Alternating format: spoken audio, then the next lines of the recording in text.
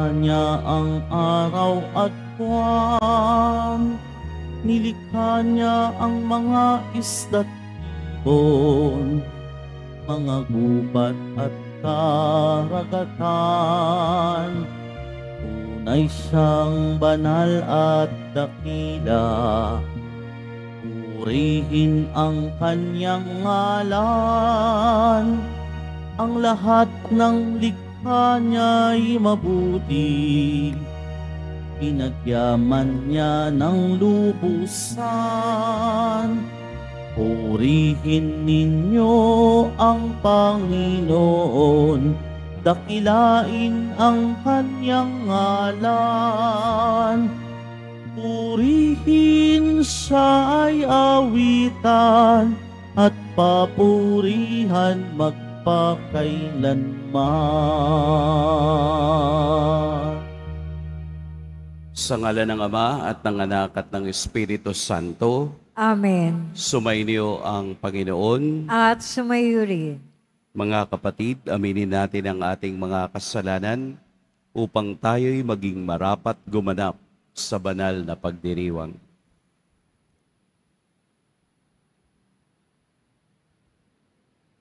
Tayo pong lahat, inaamin ko sa makapangyarihang Diyos at sa inyo mga kapatid, na lubha akong nagkasala sa isip, sa salita, sa gawa, at sa aking pagkukulang.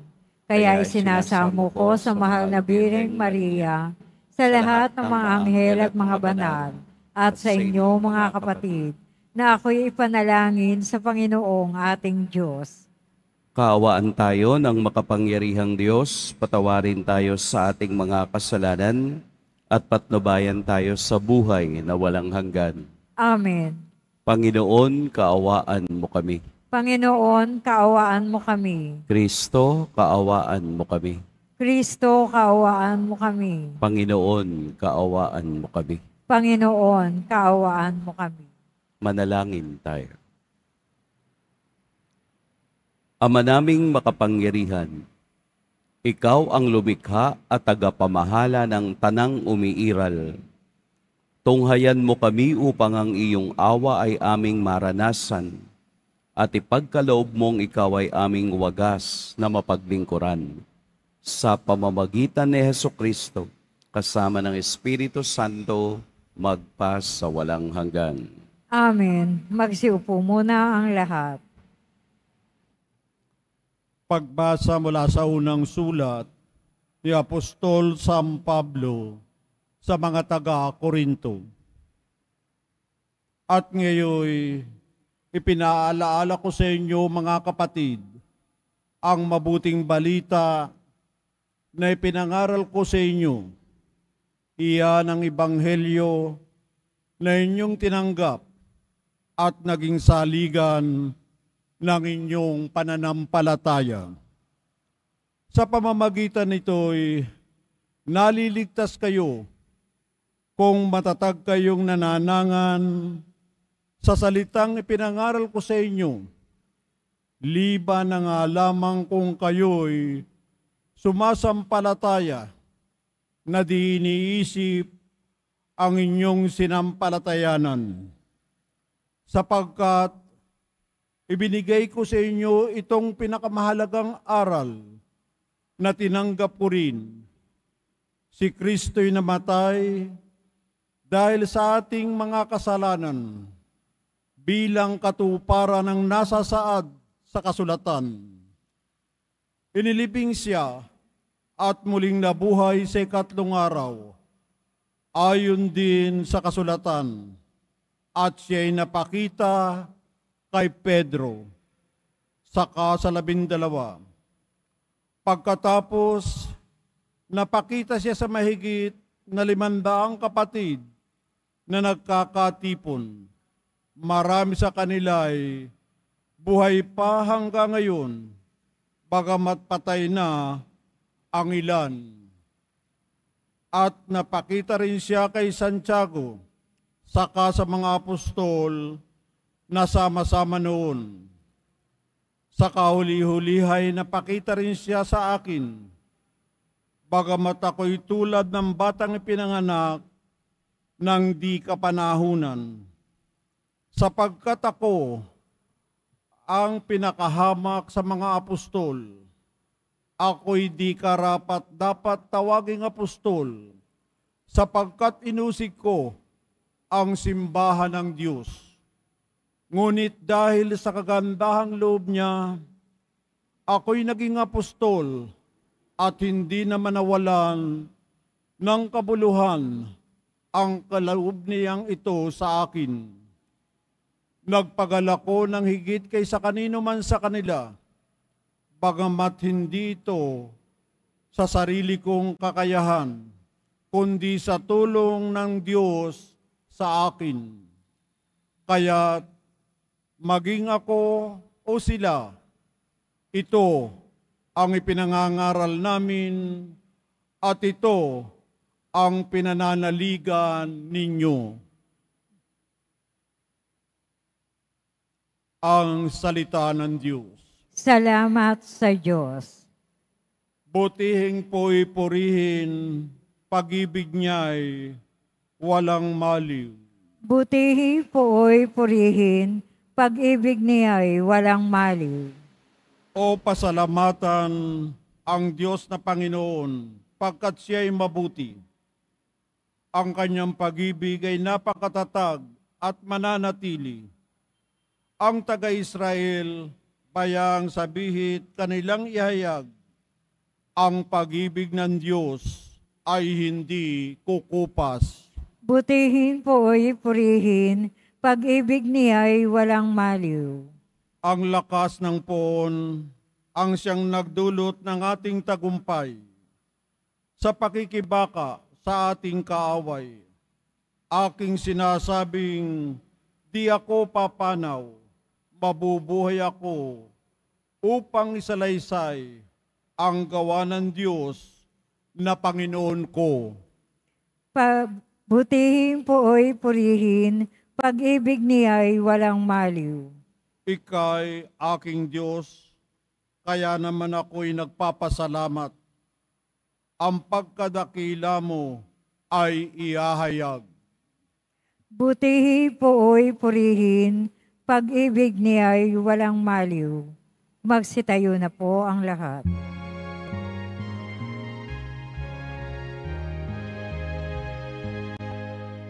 Alleluia, Alleluia, Alleluia,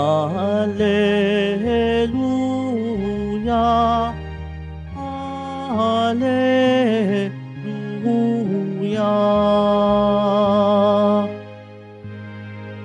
Kayong mabigat ang pasan, ay kay Jesus maglapitan,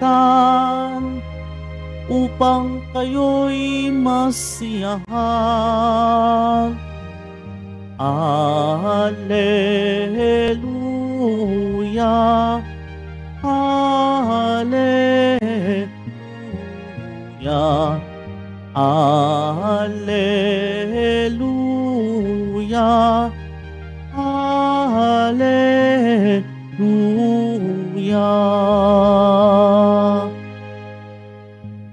Sumainyo ang Panginoon. At sumayo rin. Ang mabuting balita ng Panginoon ayon kay San Lucas. Papuri sa iyo, Panginoon. Noong panahong iyon, inanyayahan si Jesus ng isa sa mga Pariseo upang makasalo niya. Pumaroon siya sa bahay nito at dumulog sa hapag. Sa bayan namang yaon ay may isang babae na kilalang makasalanan. Nabalitaan niyang kumakain si Jesus sa bahay ng Pariseo, kaya't nagdala siya ng pabangong nasa sisidlang alabastro. At lumapit siya sa likuran ni Jesus sa gawing paanan. Siya'y nanangis at nabasa ng kaniyang luha ang mga paa ni Jesus. Pinunasan niya ang mga ito ng kaniyang buhok, hinagkan at pinahiran ng pabango. Nang makita ito ng Pariseyong nag-aniyaya kay Jesus, nasabi nito sa sarili, kung talagang propeta ang taong ito, alam niya kung sino at kung anong uri ng babae ang humihipos sa kaniya, isang makasalanan. Bilang tugon sa iniisip ni Simon, sinabi ni Jesus, Simon, may sasabihin ako sa iyo. Sumagot siya, ano po iyon, Guro? Sinabi ni Jesus, may 2 taong nanghiram sa isang pagpapautang. Ang isa'y 500 denaryo at ang isa na may 50. Nang hindi makabayad, pareho silang pinatawad.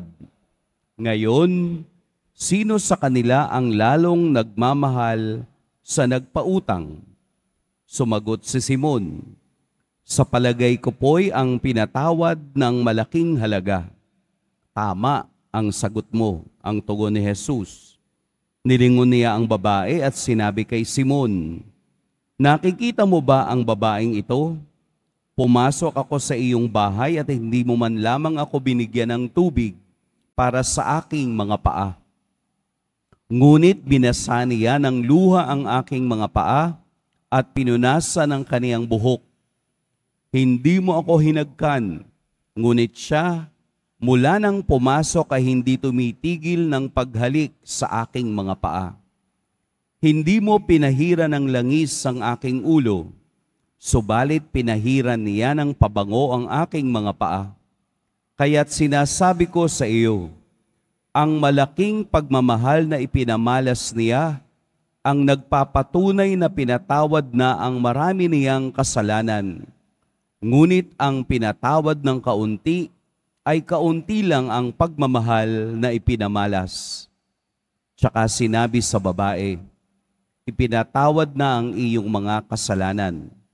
At ang kaniyang mga kasalo sa pagkain ay nagsimulang magtanong sa sarili, sino ba ito, pati pagpapatawad ng kasalanan ay pinangangahasan? Ngunit sinabi ni Jesus sa babae, iniligtas ka ng iyong pananalig, yumaon ka na't ipanatag mo ang iyong kalooban. Mga kapatid, ang mabuting balita ng Panginoon. Pinupuri ka namin, Panginoong Hesukristo. Magsiupo muna ang lahat. Magandang umaga po sa lahat. Napakagandang pag-usapan ang Ebanghelyo ngayon. Pero bago ko talakayin ang ating Ebanghelyo, gusto ko lamang ikwento yung aking nanay. Pasensya na po sa nanay ko. Sumalangit nawa. Ang nanay ko kasi kapag may bisita, lahat ng mamahaling plato at baso ay ilalabas. Ganon din po ba kayo? Parang ayaw ipagamit sa amin. Kami gumagamit ng lusa at plastic kasi baka daw mabasag namin yung kaniyang mga porcelain na minana pa niya sa kaniyang nanay. Ayun, nakatago sa aparador. Naaalikabukan ng 1 taon, 2 taon. Pero kapag special yung bisita, inilalabas. Kaya minsan nakapagtanong ako, ano pong kaibahan ng bisita sa mga anak? Kasi kayo araw-araw, pwede ninyong mabasag.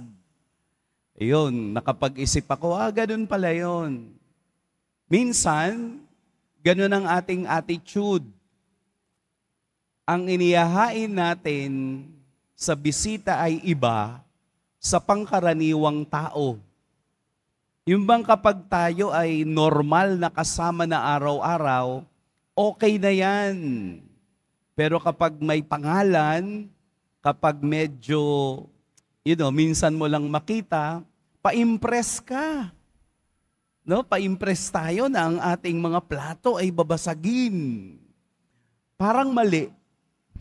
Mayroong maling bagay na attitude ang tao pagdating sa mga bisita. Ang ebanghelyo natin ay tumatalakay din sa ganitong senaryo na inimbitahan ni Simon, isang Pariseo, si Jesus na kumain sa kaniyang tahanan. Ang pag-imbita po noong unang panahon, noong panahon nila na sumusunod sa kautusan ni Moses, ay napakaraming ritual.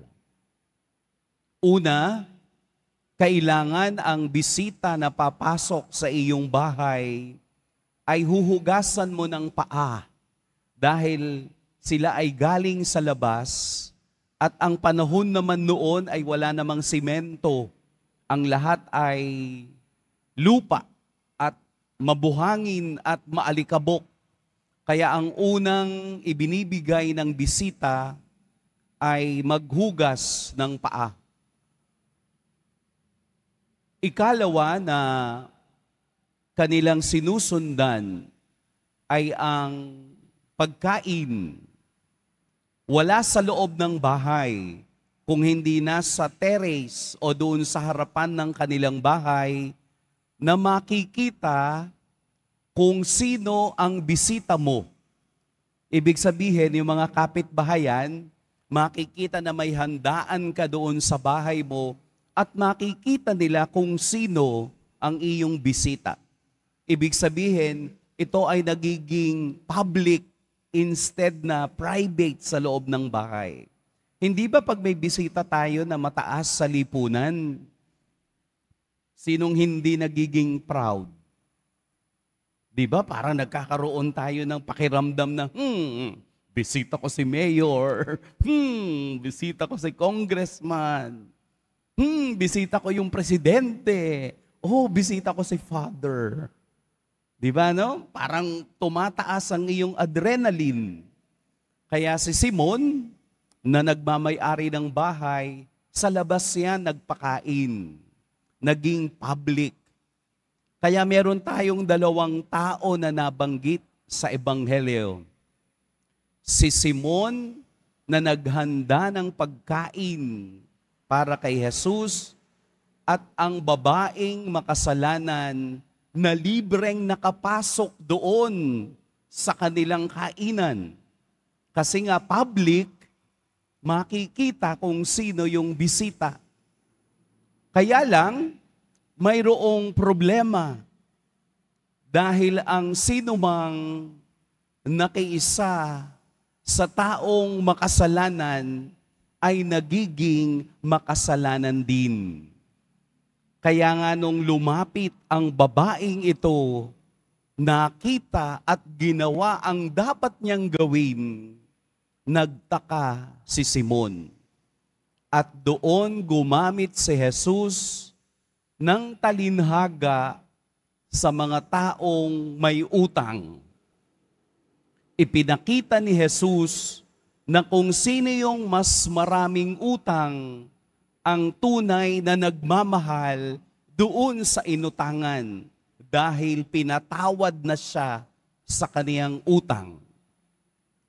Sa dalawang talinhagang ito na tao sa Ebanghelyo, ipinamamanhik ni Jesus sa lahat, lalo na sa babae at sa Pariseyong ito, na kahit na ang babaeng ito ay hindi nag-imbita sa kaniyang bahay, mas maraming pagmamahal ang kaniyang ipinakita.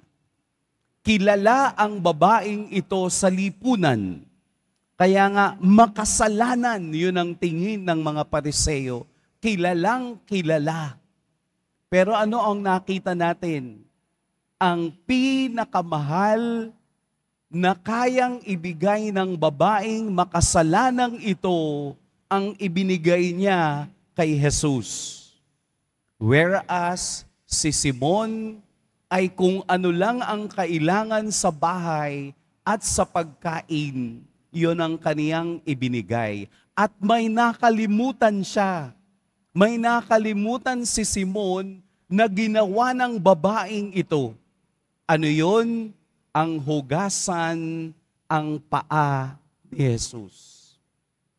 Kaya nga sa talinhaga, nakita natin kung sino yung mas maraming ibinigay, ang siyang mas maraming pagpapatawad ang natatanggap. At ang kaunti ang ibinigay, ay kaunti rin ang matatanggap na pagpapatawad. Kaya't ipinakita ni Jesus sa pamamagitan ng kaniyang salita at gawa ang pagtanggap sa babaeng makasalanang ito. Napakagandang sundan ang takbo ng Ebanghelyo.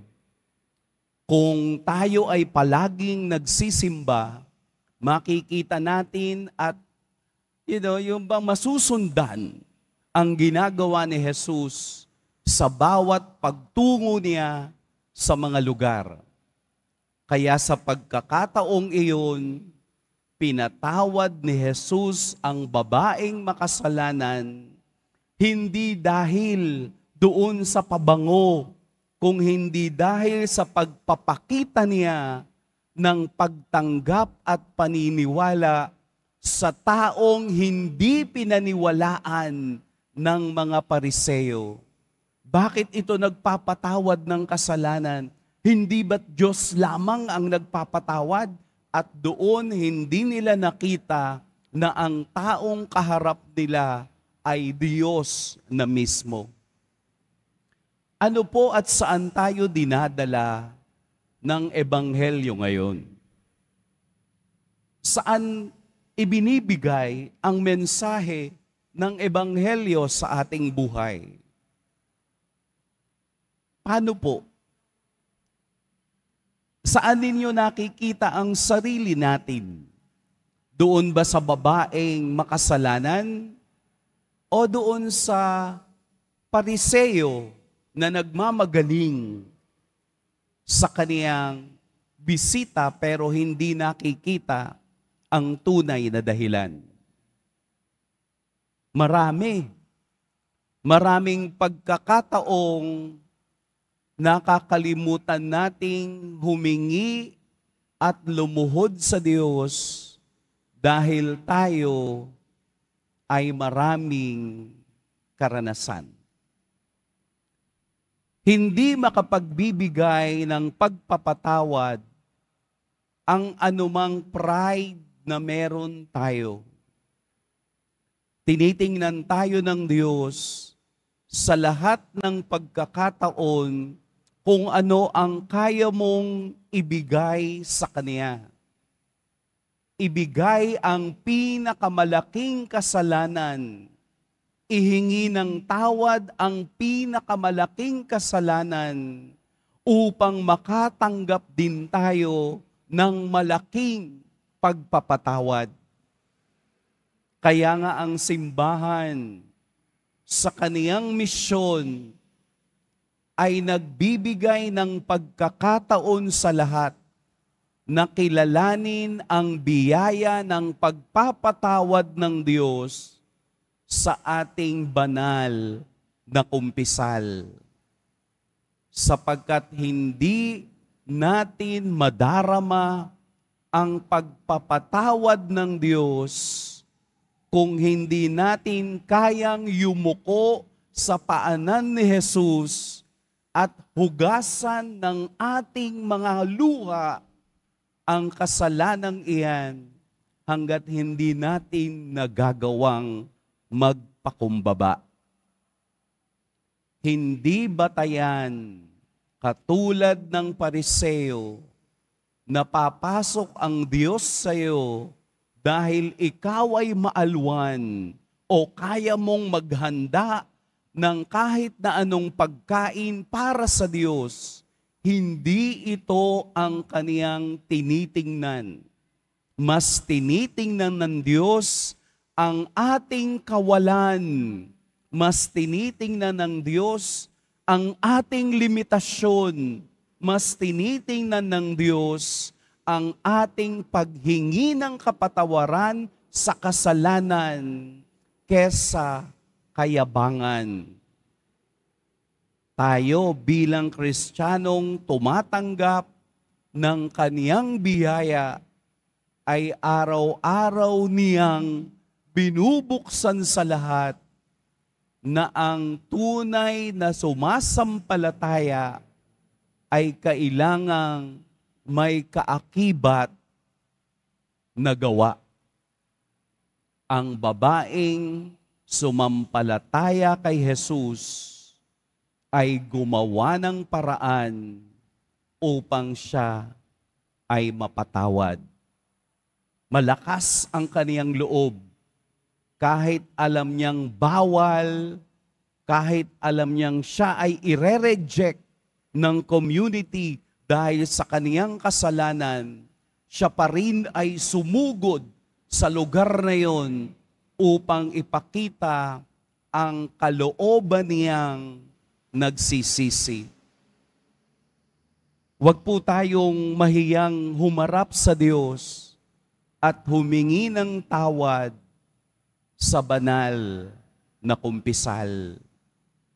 Sapagkat kung papaanong ipinakita ng Diyos ang laki ng kaniyang pagmamahal sa mga taong tinatanggap ang kanilang kasalanan, gayon din naman tayo ay iniimbitahang lumuhod, humingi at tanggapin ang pagbibiyaya ng Diyos sa ating buhay. Mag-ingat po tayo ngayong araw. Pagpalain tayo ng poong may kapal. Magsitayo na po ang lahat.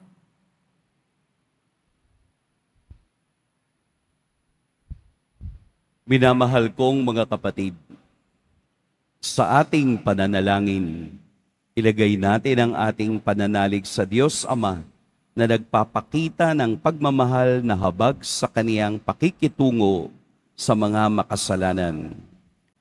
Kaibigan ng mga makasalanan, idulot mo sa amin ang iyong kapayapaan. Kaibigan ng mga makasalanan, idulot mo sa amin ang iyong kapayapaan.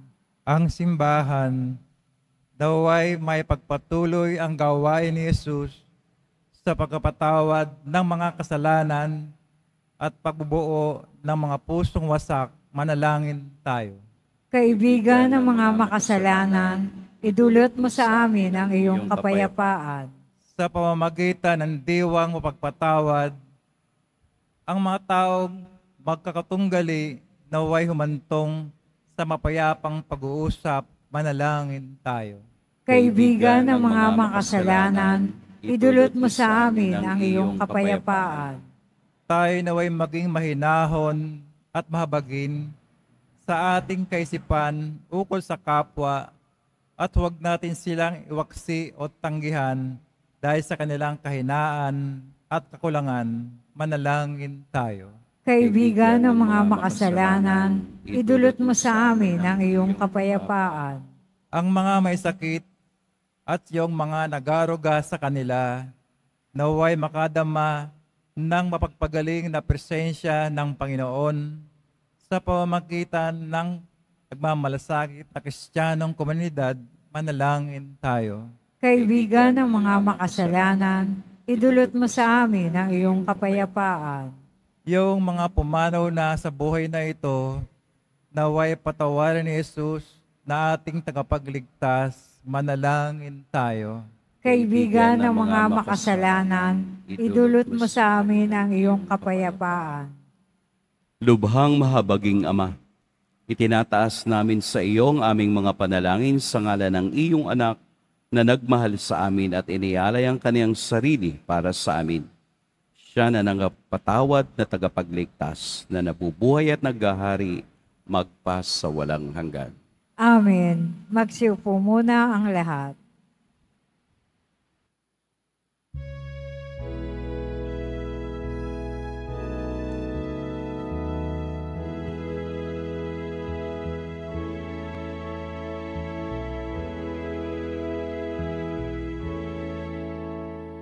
Itong tinapay at alak na mula sa'yo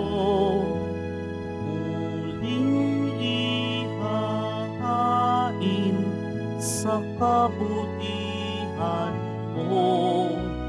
Kunin at tanggapin alay sa'yo. Pasasalamat ng puso.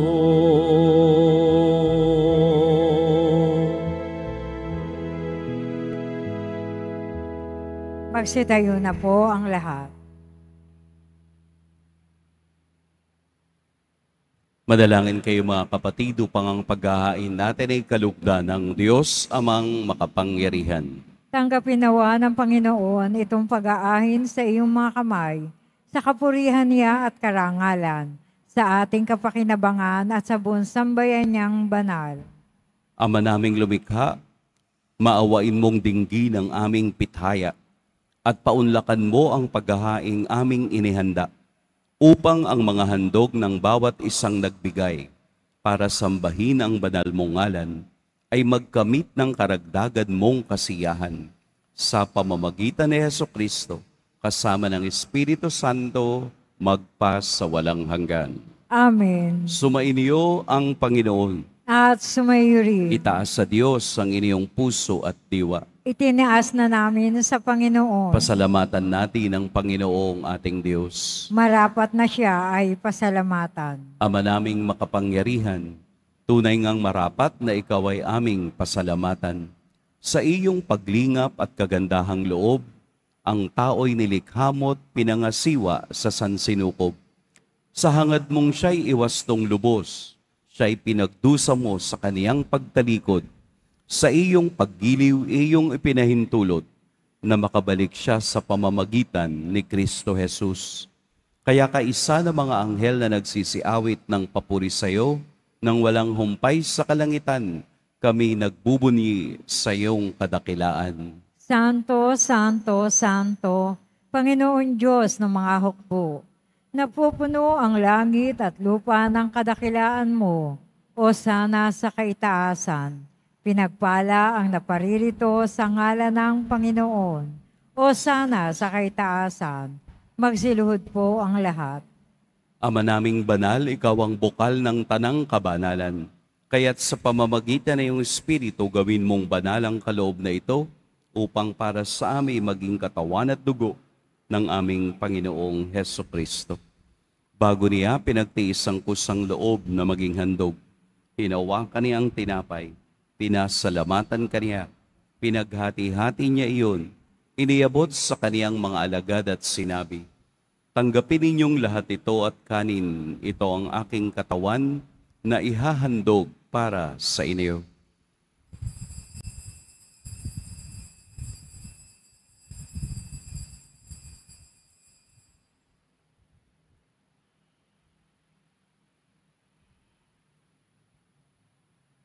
Gayun din naman noong matapos ang hapunan, hinawakan niya ang kalis, muli kaniyang pinasalamatan, inabot niya ang kalis sa kaniyang mga alagad at sinabi, tanggapin ninyong lahat ito at inumin, ito ang kalis ng aking dugo, ng bago at walang hanggang tipan, ang aking dugo na ibubuhos para sa inyo at para sa lahat, sa ipagpapatawad ng mga kasalanan, gawin ninyo ito sa pag-alala sa akin.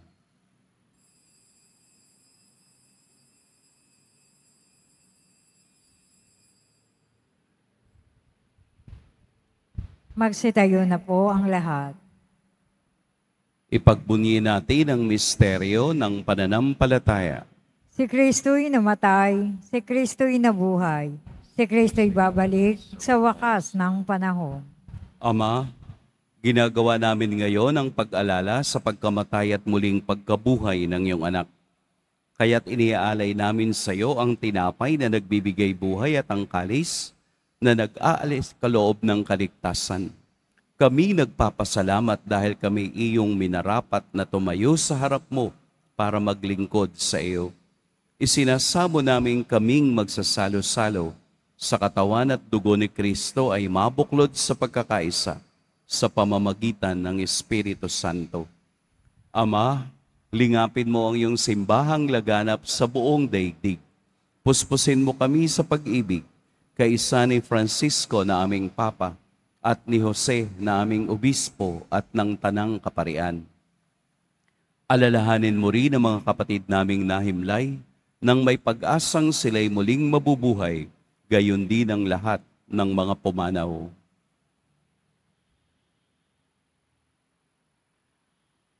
Kaawaan mo sila at patuloyin sa iyong kaliwanagan. Kaawaan mo at pagintapating kaming lahat na makasalo sa iyong buhay na walang wakas. Kaisa ng mahal na Birheng Maria na ina ng Diyos, ng kabiyak ng puso niyang si San Jose, kaisa ng mga apostol ni San Juan Bautista, at ng lahat ng mga banal na namuhay dito sa daigdig ng kalugod-lugod sa iyo, maipagdiwang nawa namin ang pagpupuri sa ikararangal mo sa pamamagitan ng iyong anak na aming Panginoong Hesukristo. Sa pamamagitan ni Kristo, kasama niya at sa Kaniya, ang lahat ng parangal at papuri sa iyo, Diyos, Amang makapangyarihan, kasama ng Espiritu Santo, magpa sa walang hanggan. Amen. Sa tagubilin ng nakagagaling na utos at sa turo ni Jesus na Panginoon natin at Diyos, ipahayag natin ng lakas loob.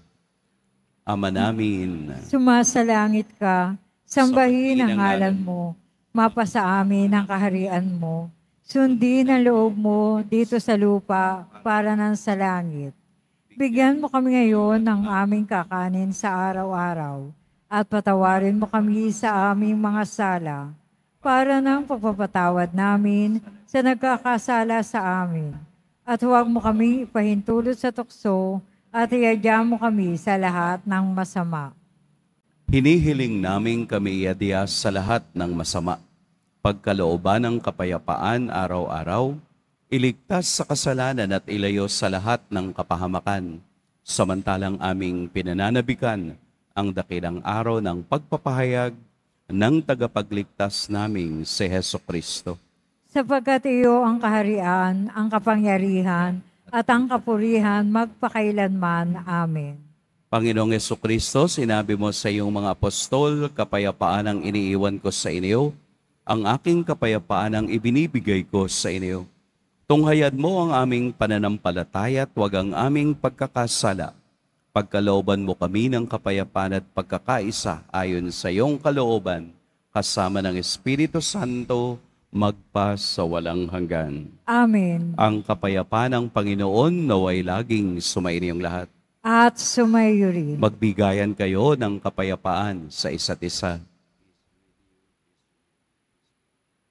Kordero ng Diyos na nag-aalis ng mga kasalanan ng sanlibutan, maawa ka sa amin. Kordero ng Diyos na nag-aalis ng mga kasalanan ng sanlibutan, maawa ka sa amin. Kordero ng Diyos na nag-aalis ng mga kasalanan ng sanlibutan, ipagkaloob mo sa amin ang kapayapaan. Magsiluhod po ang lahat. Ito ang kordero ng Diyos, ito ang nag-aalis ng mga kasalanan ng sanlibutan. Mapapalad ang inaanyayahan sa kaniyang piging. Panginoon, hindi ako karapat-dapat na magpatuloy sa iyo, ngunit sa isang salita mo lamang ay gagaling na ako.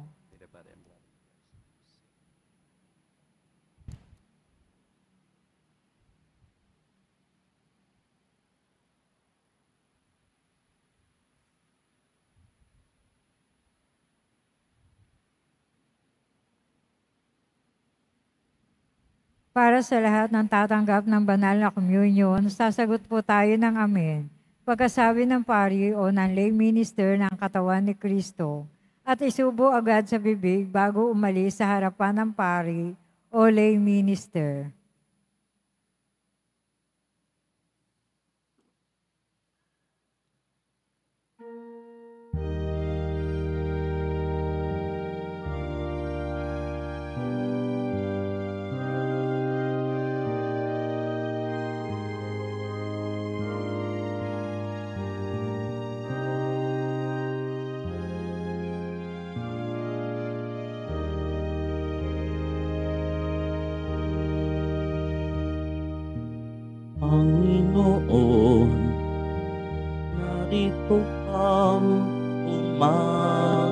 gabay sa akin. Pag-ibig mong wagas ay kakamtin, walang makakapantay sa awa mong taglay. O Panginoon, buhay ko'y iaanay.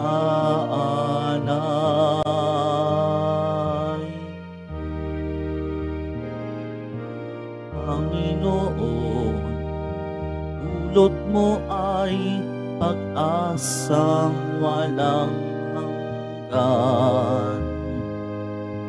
Puso mo ay sa mundo nakalaan. Kapangyarihan mo'y tunay, aking isasalaysay. O Panginoon, dakila kang tunay.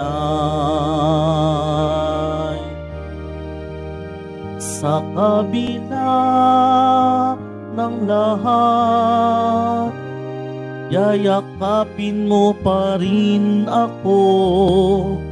Sa kabila ng lahat, aakayin mo pa rin ako. Sa kabila ng lahat, buhay mo'y inalay mo. Sa kabila ng lahat, pinatawad mo ako.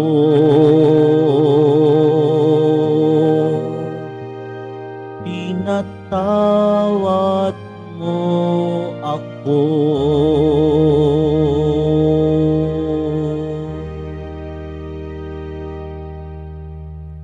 Pagkatapos ng misa, wiwisikan po ang lahat ng banal na tubig. Pinakikiusapan ang lahat na manatili lamang muna sa inyong mga lugar.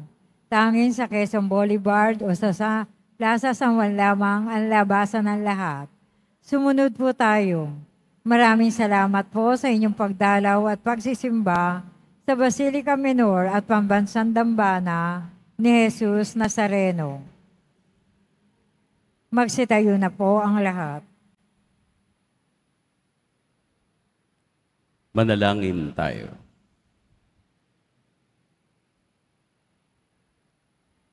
Ama naming mapagmahal, ang aming kalooban naway pagharian ng aming tinanggap na pakikinabang upang huwag ang diwa namin ang umiral, kundi ang bunga ng pagdiriwang ang laging mamayanis sa amin sa pamamagitan ni Hesukristo kasama ng Espiritu Santo magpa sa walang hanggan.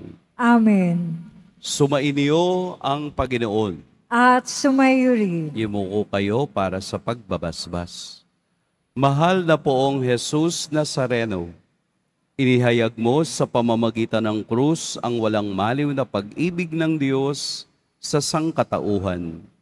Pakinggan mo po ang kahilingan ng iyong angkan na nagsusumamo sa iyo. Makamtan nawa nila ang iyong katugunan at tanggapin ang kasagutan na may utang na loob na tinatanaw. Basbasan din po ninyo ang mga daladala nilang mga imahen at dasalan. Sa pamamagitan ng bendisyon na ito, naway maalala nila ang mga pangako nila noon sa biniyag na ikaw ang kanilang iibigin at paglilingkuran bilang Panginoon magpa sa walang hanggan. Amen. At pagpalain kayo ng makapangyarihan at mapagmahal na Diyos, ang Ama at Anak at Espiritu Santo. Amen. Tapos na ang ating pagdiriwang, humayo kayong taglayang kapayapaan ng poong Jesus Nazareno. Salamat sa Diyos.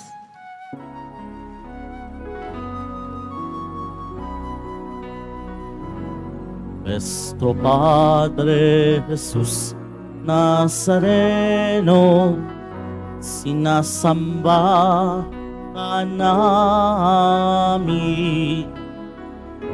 Pinipintungo ka namin. Aral mo ang aming buhay at kaligtasan. Nuestro Padre Jesus Nazareno, iligtas mo kami sa kasalanan. Ang krus mong kinamatayan ay sagisag ng aming kaligtasan.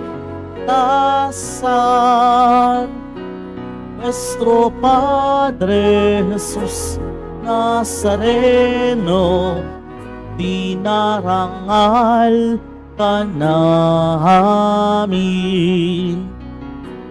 Nuestro Padre Jesus Nazareno, nilulwalhati ka namin.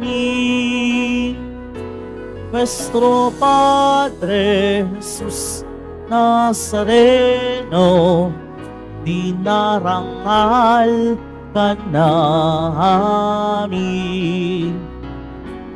Nuestro Padre Jesus Nazareno, nilulwalhati ka namin.